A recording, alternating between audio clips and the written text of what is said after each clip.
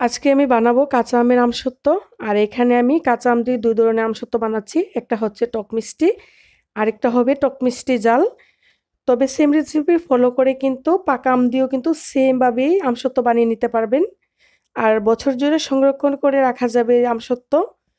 তো hello viewers, আসসালামু আলাইকুম। মমিনাস কিচেনে আপনাদেরকে আরো একবার স্বাগত জানাই। এখানে আমি আমসত্ত্ব বানানোর জন্য ১ম এই প্রায় ২ কেজির মতো আমকে একদম বড়া থেকে আলগা করে নিয়েছি।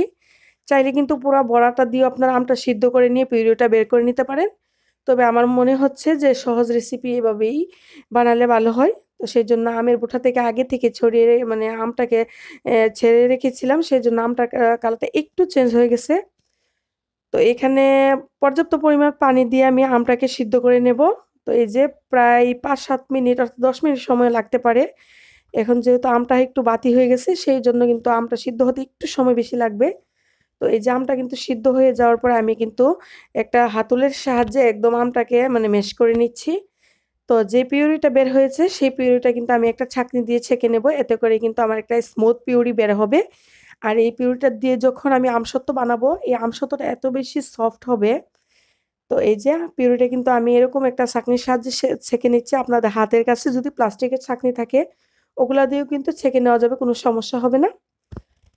এই যে ছাঁকা হয়ে গেলে আমার এখানে মূল পিউরিটা বের হয়ে গেছে। তো প্রায় ২ কেজি আম থেকে কিন্তু প্রায় ১-১.৫ কেজির মতো পিউরি এখানে বের হয়েছে। আর এই যে পিউরিটা দেখতেই পাচ্ছেন কত স্মুথ আর কত সফট। তো এই পিউরিটা দিয়ে এখানে আমি আমসত্ত্বটা বানাবো। তো সরাসরি চুলায় চলে যাচ্ছি। তো চুলায় আগে থেকে কিন্তু আমি প্যান বসিয়ে দিয়েছি। প্যানের অবস্থা যখন কিছুটা গরম হয়ে গেছে, সেই পর্যায়ে এখানে আমি প্যানের মধ্যে পিউরিটা পুরাটা ঢেলে দেবো। চুলার জালটা কিন্তু এই অবস্থায় নিভু, নিভু অবস্থায় আছে। চুলার জাল কিন্তু হাই ফ্লেমে দেব না এখন। পরবর্তীতে হাই ফ্লেম করব। তো এই পর্যায়ে পিউরিটা দেওয়া হয়ে গেছে। তো সেক্ষেত্রে এখানে আমি ১ কাপ চিনি দিয়েছি। মিষ্টির স্বাদটা যদি যারা একটু বেশি খেতে চান, সেই পর্যায়ে কিন্তু এখানে মিষ্টি মানে চিনিটা আরো বাড়িয়ে দিতে হবে।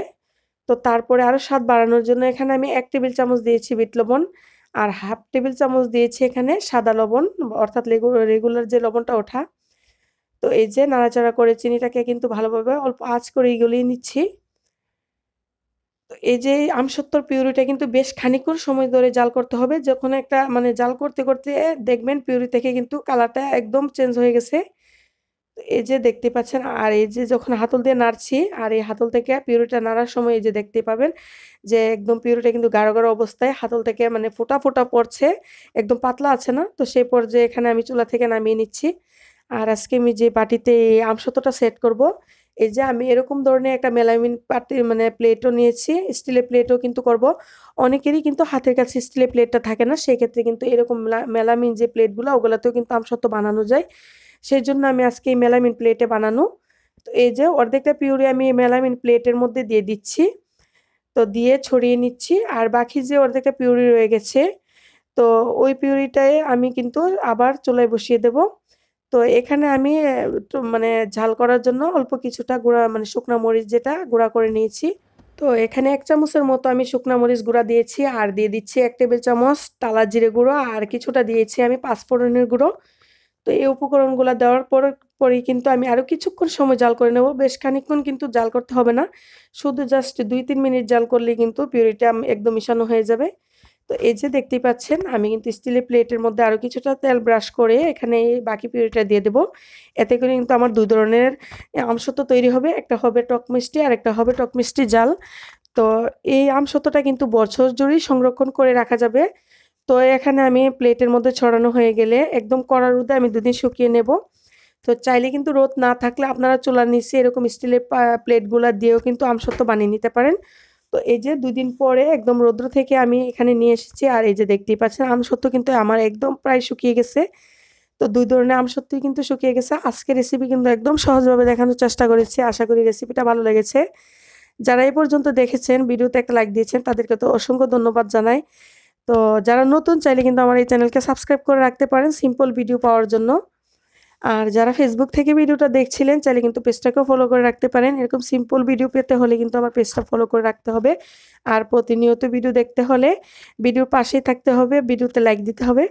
তো এই যে দেখতেই পাচ্ছেন আমি কিন্তু আমসত্ত্বর একটা প্লেট থেকে উঠিয়ে নিচ্ছি। আর এই যে হাতে নিচে নিয়ে দেখিয়ে দিচ্ছি একদম পাতলা হয়েছে। আর এরকমভাবে কিন্তু সফট হয়েছে, আমসত্ত্বটা শুকিয়েছে। এই আমসত্ত্বটা কিন্তু বছর জুড়ে ফ্রিজ ছাড়াই কিন্তু বক্সের মধ্যে রেখে খাওয়া যাবে। তো আজকের রেসিপি যারা এই পর্যন্ত দেখেছেন আর ভালো লেগেছে তাদেরকে তো অসংখ্য ধন্যবাদ জানাচ্ছি। তো তারপরে এই যে এখানে আমি কিন্তু আমসত্ত্বটা কেটে দেখিয়ে দিচ্ছি। একদম সহজভাবে কিন্তু কেটে নিচ্ছি। তো যেকোনো রেগুলার সাইজ করে কিন্তু আমসত্ত্বটা কেটে নিতে পারেন। এতে করে কিন্তু যার যেরকম ইচ্ছা কেটে নিয়ে রেখে দিতে পারেন বক্সের মধ্যে, পুরো বছর জুড়ে কিন্তু খাওয়া যেতে পারে। তো আমের সিজন শেষ হয়ে যাবার আগেই কিন্তু সহজ রেসিপিতে বাসায় তৈরি করে নিতে পারেন। একদম সহজভাবে এই কাঁচা আমের টক মিষ্টি জাল, অর্থাৎ টক মিষ্টি এই আমের আমসত্ত্বগুলা। তো আজকের এই রেসিপি যদি এ পর্যন্ত দেখে থাকেন আর ভিডিওতে লাইক দিয়ে থাকেন তাহলে তো আপনাদেরকে অসংখ্য ধন্যবাদ জানাচ্ছি।